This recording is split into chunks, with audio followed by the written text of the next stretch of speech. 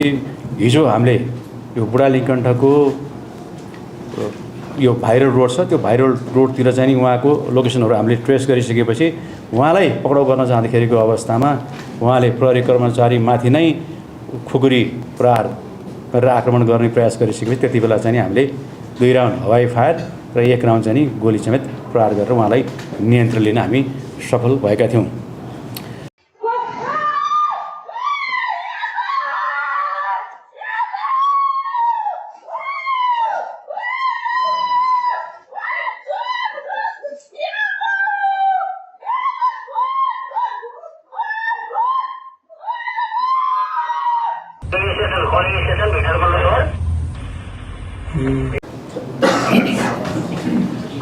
यही पछिल्लो घटनाक्रममा उहाँले सवार गरेका मोटरसाइकल, त्यो मोटरसाइकलको नम्बर, त्यसपछि उहाँले लगाएका पोसाक, जुत्ता, त्यसको आधारमा चाहिँ हामीले यो घटनाहरूमा चाहिँ यी व्यक्तिहरू संलग्न छन् भनेर हामीले चाहिँ अनुसन्धान गर्न सजिलो भएको थियो।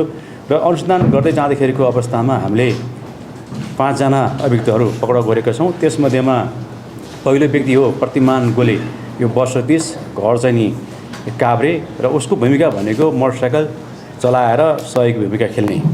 र हामीले यो पक्राउ गरिसकेपछि उसका क्रिमिनल ब्याकग्राउन्डहरू के छन् भनेर हामीले चेक गर्दाखेरिको अवस्थामा ऊ चाहिँ योभन्दा अगाडि पनि 2082 साल 2 महिना 4 गते र 2082 साल 4 महिना 4 गते यो महाराजगञ्ज र चापागाउँबाट ढाका चोरी मुद्दामा पक्राउ गरेर छुटेको अभियुक्त देखिन्छ। त्यसै गरी दोस्रो छ यो पासाङ घिसिङ, वर्ष 30 को, उहाँ पनि यो काभ्रे प्लान्चोक पनौतीकै हुनुहुन्छ। र त्यसै गरी उहाँको पनि यो समूहमा उहाँको भूमिका के हो भन्दाखेरि उहाँले अहिलेसम्म 20 वटा भन्दा बढी मोटरसाइकल चोरीका घटनामा उहाँ संलग्न हुनुहुन्छ र यो टोलीलाई आवश्यक पर्ने मोटरसाइकलको प्रबन्ध चाहिँ नि उहाँले गर्दै आएको देखिन्छ।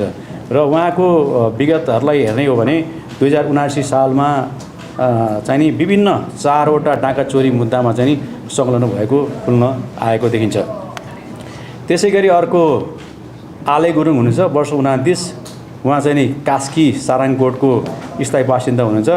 उहाँको भूमिका भनेको घटनामा यदि कहिलेकाहीँ लुटपाट गर्ने क्रममा कन्फ्रन्टेसन भयो भने त्यति बेला चाहिँ उहाँ सपोर्टिङको रूपमा अथवा ब्याकअप फोर्सको रूपमा चाहिँ उहाँले आएर त्यो आफ्नो जो व्यक्तिहरू छन् त्यो व्यक्तिहरूलाई त्यहाँ छुटाएर लाने अथवा कुटपिट गर्नु पऱ्यो भने कुटपिट गर्ने भूमिका उहाँको रहेको देखिन्छ। त्यसै गरी अर्को चौथो व्यक्ति हुनुहुन्छ मनोज तामाङ, उहाँ चाहिँ सुन पसलेको भूमिका हुनुहुन्छ।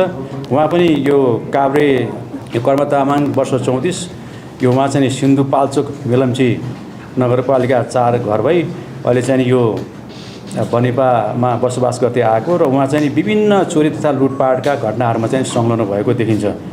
उहाँको हेर्ने हो भने विगतलाई हेर्ने हो भने पनि यो 8 वटा भन्दा बढी यो चोरी तथा डाका मुद्दामा चाहिँ उहाँलाई पहिला पक्राउ परेर कारबाही भुक्तान गरिसकेका व्यक्ति हो।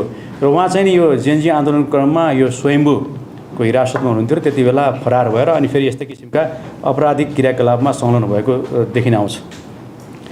र उहाँलाई चाहिँ हामीले अरू भनौँ न अरू उहाँहरूका विभिन्न सदस्यहरूलाई हामीले खोज्दै जाने क्रममा कसैलाई हामीले काभ्रेको बनेपाबाट हामीले पक्राउ गऱ्यौँ। त्यसै गरी अन्य व्यक्तिहरूलाई खोज्दै जाने बारेमा पनि हामीले धेरै इन्फर्मेसनहरू लिइसकेपछि हिजो हामीले यो बुढा लिङ्कण्ठको